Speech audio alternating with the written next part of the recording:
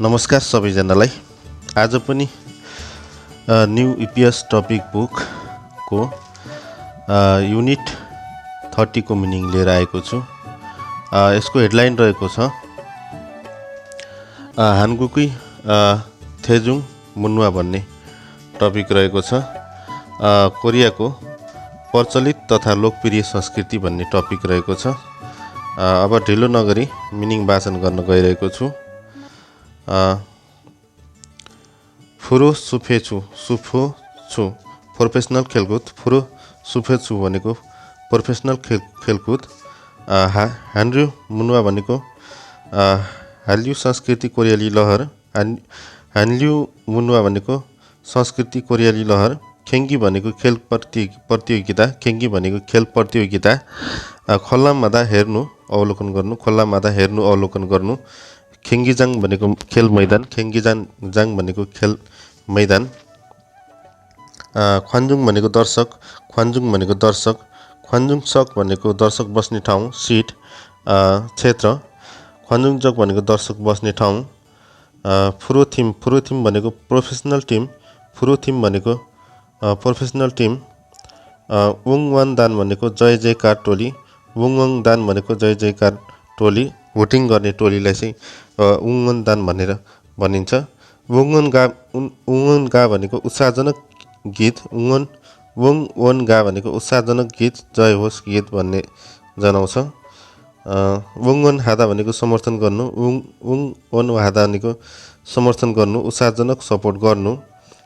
Uniform भनेको uniform. Uniform भनेको uniform. Fan club भनेको प्रशंसक क्लब। फ्यान क्लब भनेको प्रशंसक क्लब, फ्यानहरूको क्लब। इब्जाङ भनेको प्रवेश टिकट। इब्जाङ भनेको प्रवेश टिकट। एमे हादा भनेको आरक्षण गर्नु। एमे हादा भनेको आरक्षण गर्नु, बुकिङ गर्नु, आरक्षित गर्ने टिकटहरूलाई चाहिँ आरक्षित गर्ने कुरालाई चाहिँ जनाउँछ।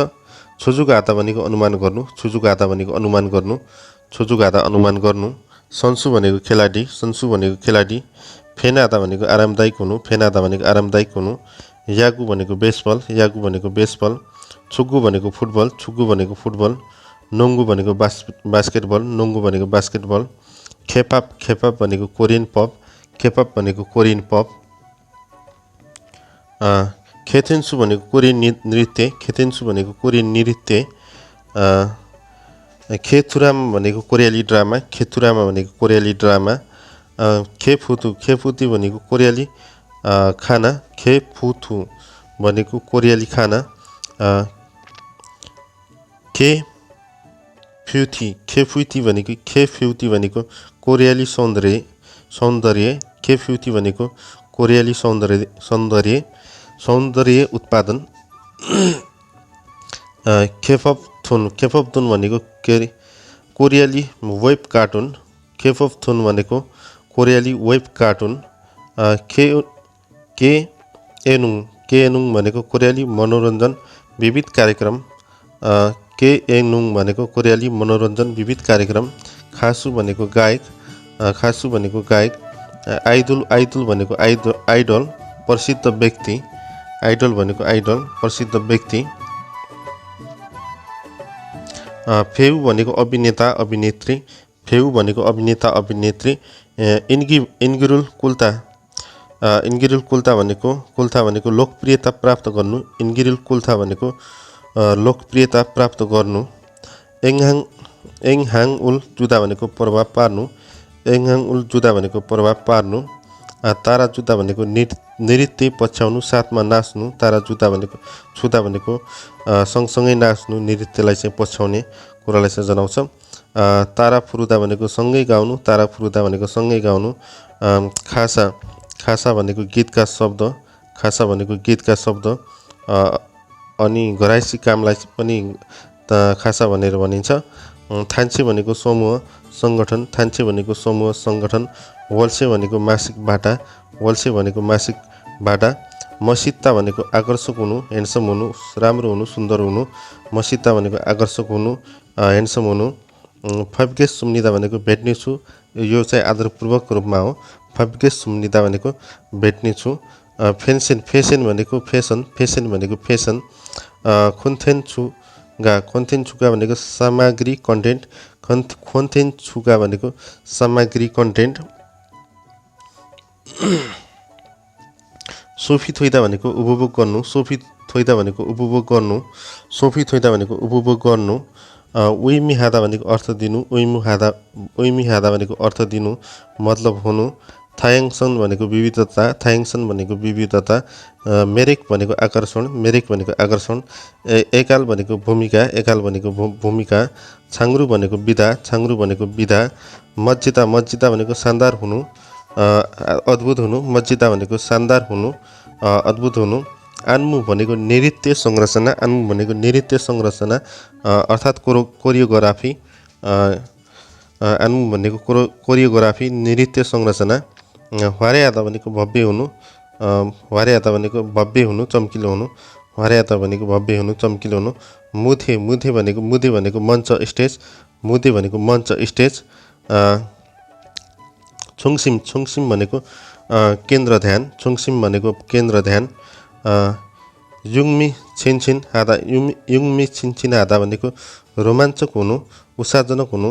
युङमी छिनछिन हादा भनेको रोमाञ्चक हुनु, उत्साहजनक हुनु। सिल्खाम नादा, सिल्खाम नादा भनेको वास्तविकता महसुस गर्नु, सिल्खाम नादा भनेको वास्तविकता महसुस गर्नु। एन्गी भनेको प्रदर्शन, एन्गी भनेको प्रदर्शन, अभिनय, प्रदर्शन, धुवा भन्ने कुरालाई जनाउँछ। एन्गी भनेको प्रदर्शन, अभिनय, प्रदर्शन अनि धुवा। एङसाङ भनेको भिडियो, एङसाङ भनेको भिडियो।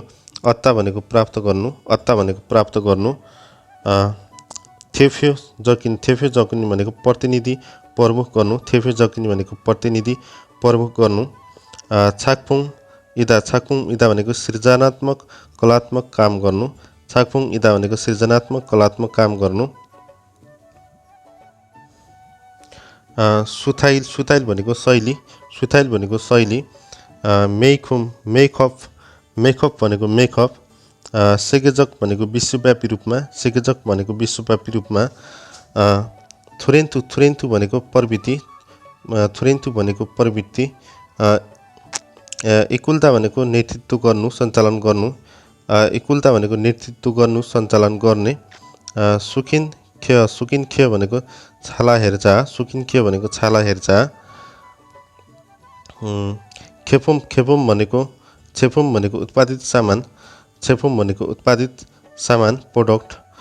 खोमे आधा खरिद गर्नु, खोमे आधा खरिद गर्नु। मुर्फुम भनेको सामान, मुरुफुम भनेको सामान। शोकसँग आधा दुखी हुनु, चिन्तित हुनु, शोकसँग आधा भनेको दुखी हुनु, चिन्तित हुनु। खुल्लोप, खुल्लोप भनेको क्लब समूह। हेवी भनेको विदेश, हेवी भनेको विदेश, हेवी भनेको विदेश। हस्त आजलाई युनिट 30 को मिनिङ यति भन्दै नेक्स्ट टाइम युनिट 31 को मिनिङ लिएर आउनेछु भन्दै आजलाई बिदा चाहन्छु। हस्त, धन्यवाद।